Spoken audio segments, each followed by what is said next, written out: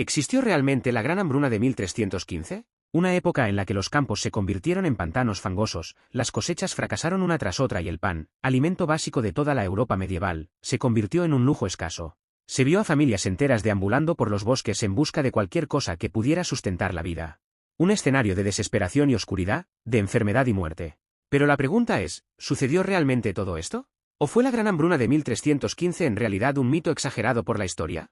Quédate hasta el final para entender esta historia, deja un me gusta y suscríbete al canal. Para comprender mejor lo que realmente sucedió, debemos retroceder en el tiempo hasta la Europa de principios del siglo XIV, un continente al borde del caos, una tierra de extremos, donde el poder de la Iglesia católica dominaba todos los aspectos de la vida, desde el nacimiento hasta la muerte. Pero esta era también una Europa dividida. Reinos en constante conflicto, guerras locales y disputas territoriales, donde cada pedazo de tierra era codiciado y muchas veces manchado de sangre. Y como si esta tensión política no fuera suficiente, el clima comenzaba a mostrarse como un enemigo invisible pero implacable. La pequeña edad del hielo, un periodo de enfriamiento global que comenzó a finales del siglo XIII, trajo consigo lluvias incesantes, inviernos duros y cultivos destruidos por heladas inesperadas. Imagínese a los campesinos, la columna vertebral de la sociedad medieval, luchando por plantar semillas en un suelo empapado, solo para observar impotentes cómo sus campos se convierten en atolladeros inútiles. El hambre, la miseria y la desesperanza comenzaron a extenderse como una sombra. En algunas regiones, el precio de los cereales se disparó tanto que el pan, que alguna vez fue el alimento más común, se convirtió en un bien inalcanzable. ¿Comida de verdad? ¿Un lujo para ricos? ¿Para los pobres? Lo único que quedaba era la búsqueda desesperada de raíces, cortezas de árboles, cualquier cosa que pudiera evitar el hambre un día más. Y fue en este escenario de crisis que surgieron informes inquietantes de canibalismo, de familias enteras que sucumbieron a la desesperación. El impacto de las continuas guerras y disputas por el control de tierras fértiles hizo que la situación fuera aún más crítica. Los gobernantes y nobles exigían tributos e impuestos incluso cuando los graneros estaban vacíos. Los soldados saquearon las aldeas y se llevaron lo poco que quedaba. Y en medio de todo, la Iglesia observaba, interpretando los hechos como un castigo divino. ¿Y qué crees que fue realmente un castigo divino o simplemente la furia de la naturaleza? Y así llegamos a 1315, el año que muchos creen que marcó el comienzo del desastre. El invierno parecía no tener fin, y cuando por fin llegó la primavera, trajo consigo una serie de lluvias torrenciales que no cedieron. Imagínese un escenario en el que, durante meses, el sol apenas apareciera. Las lluvias convirtieron los campos fértiles en pantanos, los caminos se convirtieron en ríos de barro y ríos normalmente tranquilos se desbordaron, destruyendo puentes y cultivos. Era como si la tierra misma estuviera en rebelión, negándose a producir lo necesario para sustentar la vida. Los agricultores desesperados lo intentaron todo.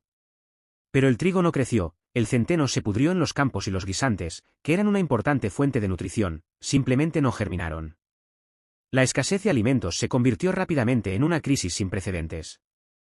En las ciudades y pueblos, los mercados que alguna vez estuvieron llenos de vida y bienes ahora estaban desolados, con hileras de puestos vacíos y olor a comida podrida flotando en el aire.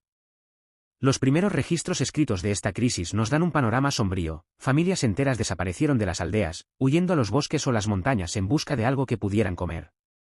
Pero lo que encontraron fue solo un cruel vacío, la naturaleza se negaba a ofrecer ni siquiera una pizca de esperanza. Y a medida que el hambre se extendía como la pólvora, también se extendía el miedo. El miedo al mañana, el miedo a una muerte lenta y dolorosa. Y con esa desesperación creciente, comenzaron las acusaciones. Muchos empezaron a culpar a sus vecinos y a sospechar de los forasteros. El hambre no fue solo una crisis de estómago vacío, fue una crisis de confianza, una ruptura del tejido mismo de la sociedad. Y en medio de esta agitación, las autoridades religiosas y civiles parecían impotentes o, peor aún, indiferentes. Los señores feudales continuaron exigiendo sus tributos y la Iglesia, con sus vastas posesiones, a menudo se negó a abrir sus graneros. La enfermedad pronto se convirtió en una sombra inseparable del hambre.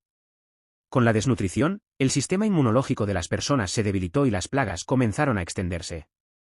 El ergotismo, una enfermedad provocada por el consumo de cereales contaminados por un hongo, provocaba alucinaciones, espasmos y dolores insoportables, llevando a muchos a la desesperación e incluso al suicidio. Otras enfermedades, como la disentería y la fiebre tifoidea, se cobraron miles de vidas. Los cadáveres se acumularon en las calles, en los campos, y pronto los cementerios se llenaron, incapaces de albergar a tantos muertos.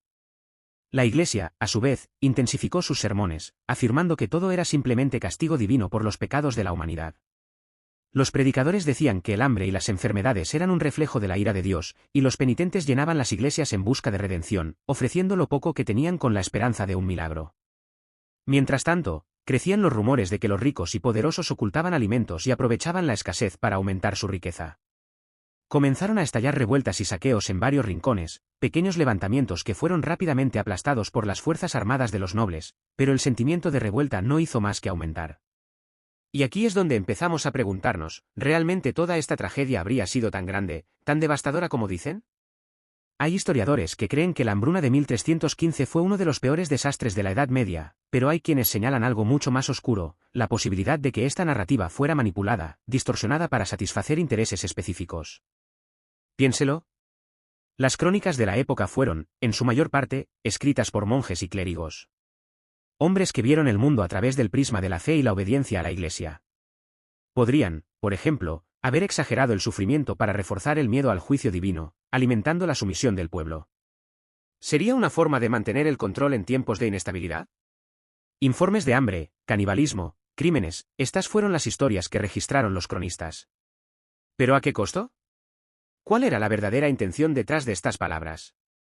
Además, las figuras de poder, nobles, reyes y la propia Iglesia, podrían haberse beneficiado de retratar una crisis tan grave.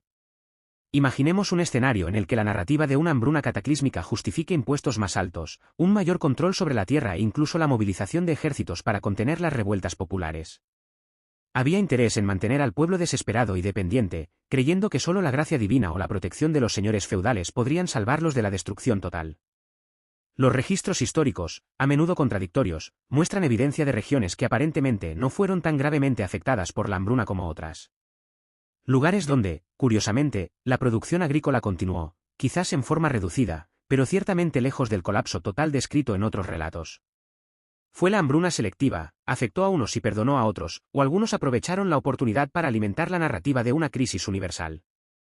También existe la teoría de que ciertos grupos de comerciantes y comerciantes, especialmente aquellos que tenían el monopolio del transporte de cereales y productos alimenticios, podrían haberse beneficiado de la hambruna. Al manipular los precios, crear escasez artificial e inflar el mercado, las ganancias se dispararon mientras la gente pasaba hambre. Era un juego perverso, en el que unos pocos se enriquecían con los huesos de los hambrientos. Y, finalmente, están las teorías más radicales, y también fascinantes. Algunos sugieren que, en realidad, la hambruna fue utilizada como una especie de limpieza social.